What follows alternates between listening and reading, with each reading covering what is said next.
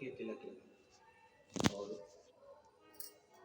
हमारा शास्त्र कहता है ये गर्व की बात है जो मस्तक पर तिलक हो। गले में तुलसी या रुद्राक्ष की माला हो, ये गर्व की बात है। पर जिस तुलसी को लोगों को गले में पहनना था वो लोग मर जाते हैं तो उनके पीछे लेकर जाते हैं।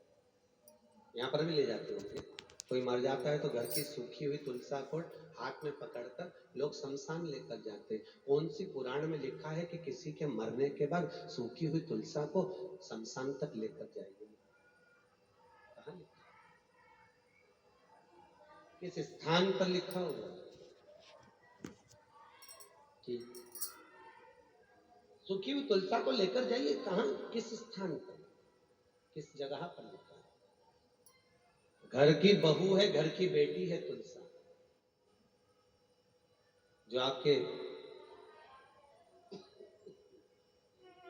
आंगन में लगी।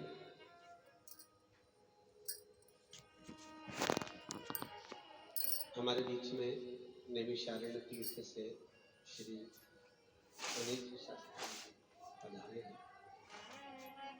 एक बार जोरदार ताली बजाकर स्वागत करें।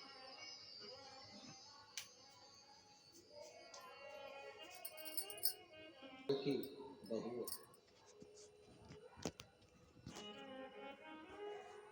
मारा, और उस बेटी को, उस बहू को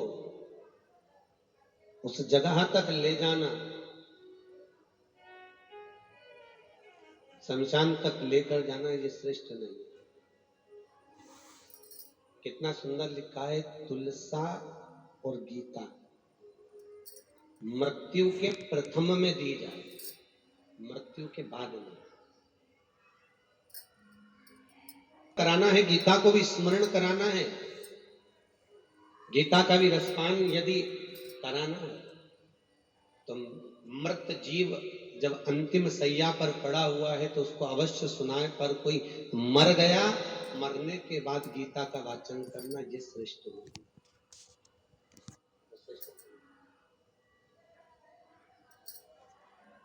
चित्त को, वृत्ति को जगाने का कर्म करती है, जगाने। गीता मरे हुए को उठाने का कर्म नहीं करती, जगाने का क्रम कर रही है। गीता का क्रम ही है कि वो जगाए, पर मृत्यु के बाद में नहीं, मृत्यु के प्रथम में,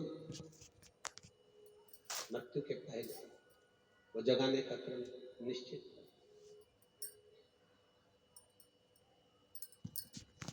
का अनुभव ही दूसरा। शिव कथा कह रही है, भगवान भोलेनाथ जी की पावन कथा कह रही है, शिव महापुराण वर्णन कर रही है कि भगवान विश्वनाथ, भगवान भोलेनाथ, चंदन का कोई एक्सपायर डेट नहीं होता, उसी तरह चंदन मस्तक पर अगर लगा लिया जाए तो एक्सपायर डेट को भी आगे बढ़ा देती है। भगवान शिव की शरणागति को पाकर भगवान शंकर के चरणारविंद का रसास्वादन कर कर जीव परम आनंद सुख की अनुभूति कर जाता है।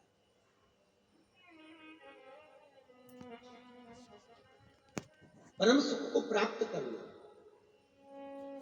आज भगवान भोलेनाथ, शंकर, मेरे विश्वनाथ, मेरे शंभु बैठे हुए हैं, और माता पार्वती जी भगवान भोलेनाथ से कह रही है, प्रभु मेरे बेटे विनायक का सिर कटा था, उसको हाथी का मस्तक लगा था। तो मैंने माता पार्वती जी कहती है, मैंने गंगा जी से विनती करी है कि मेरा बेटा अगर जीवित हो गया तो मैं तुझे 1.25 लाख दीप का दान करूंगी। 1.25 लाख दिए दूं,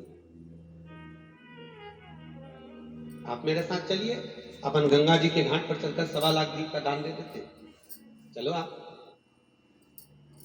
विद्वान भी अपने पड़ोसी को और अपनी पत्नी को और अपने परिवार को जिंदगी में कभी नहीं समझा सकता।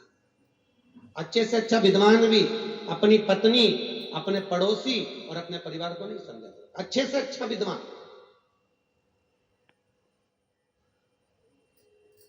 पति कह दे कि कल एकादशी है तो पत्नी जब तक पति पे विद्वान से विद्वान भी नहीं कहेगा, वो कह रहा है कि कल एकादशी पड़ रही, वो पूछेगी पड़ोसी से, पड़ोसन से। और जितने भी त्योहार अभी हिंदू धर्म के आ रहे हैं वो सब डामाडोल आ रहे हैं। कहीं मकर संक्रांति 15 को भी लोग मनाए, तो 14 को भी मनाए, तो 16 को भी मनाए, तो लोग सोच में पड़ जाए। तो पति से तो पूछा ही नहीं, वो पड़ोसन से पूछे तू कब बनाएगी मकर संक्रांति, वो 14 को, तो मैं 15 को। तो मर्जी पड़े जब मनाओ, पर भाव से भगवान को रिझाओ।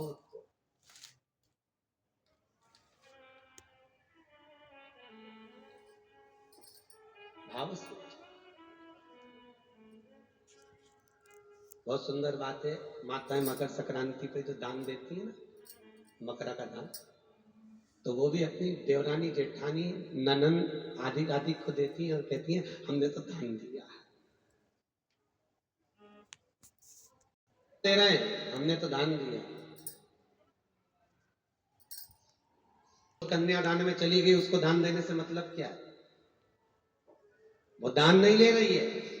और जितनी बहन बेटियां बैठी हैं इस सभा में, इस मंडप में, इस कथा के पंडाल में, उनसे निवेदन है, अगर तुम्हारे परिवार के लोग तुमको कुछ कहकर दें कि हम तुम्हें दान दे रहे हैं, ये सामान दान में दे रहे हैं, तो कह देना हम दान नहीं लेते, क्योंकि हम तो खुद कन्यादान में गए हैं, दान लेने का हक हमारा नहीं है, दान आप दूसरे को दीजिए, हम तो अपना हक ले रहे हैं, हम अपना हक मांग रहे हैं। कई माताएं आकर रो रो कर कहती हैं हमारी भाभी हमको नहीं पूछती, हमारे रिश्तेदार, हमारा भाई नहीं पूछता। हम कहते काय को चिंता करती हो, चलो हमारे साथ काले कोट वाले भैया के पास, एक नोटिस भेजो कि हमें हमारी अम्मा का हिस्सा दो, फिर भाभी का फोन देखो कितना आता है, तुम क्या को चिंता करते? तुम तो कह दो एक बार चलकर, और यहाँ रो रही हो कि हमारे को कोई पूछता नहीं पूछता। कैसे नहीं पूछते? बहन बेटियां धन की भूखी नहीं होती, ध्यान देना।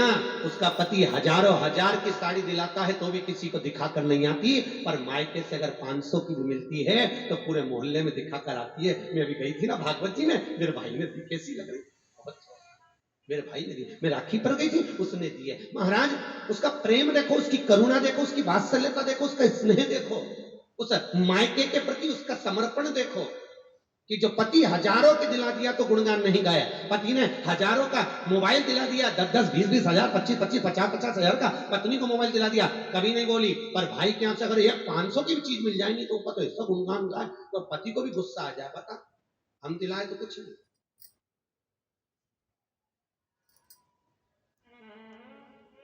और मायके से मिला तो उसका गुणगान। महाराज अभी शिव कथा कह रही है, माता पार्वती जी बोली नहीं नहीं आपके सामने दिया नहीं लगाऊंगी, मैं तो गंगा जी पे लगाने के लिए जाऊंगी, गंगा जी पे चलिए, भगवान गंगा जी पे।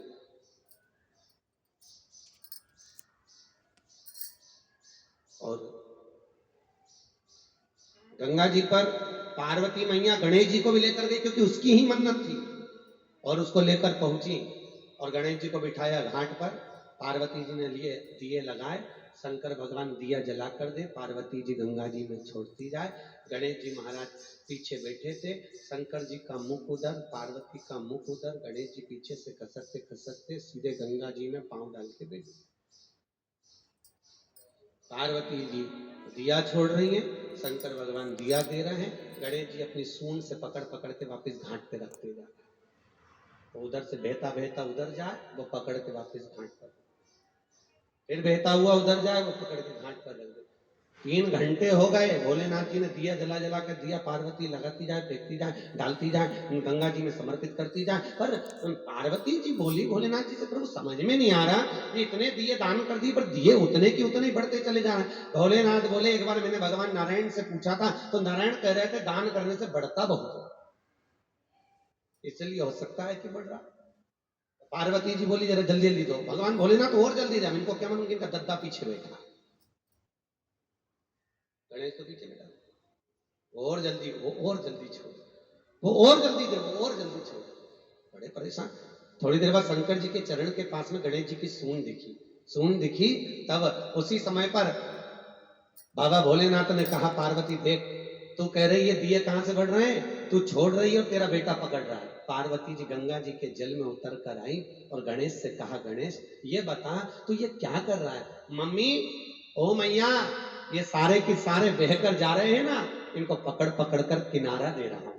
इतने में पार्वती जी बोली, रे गणेश, इस भव सागर में, संसार सागर में कितने बहकर जा रहे हैं, तो किस किस को किनारा देगा? गणेश जी कहते हैं, माँ, जो एक बार शिव महापुराण की कथा में पहुंच गया उसका तो हाथ पकड़ कर किनारा दे दूंगा, और जो नहीं पहुंचा वो अंत में डूब ही गया।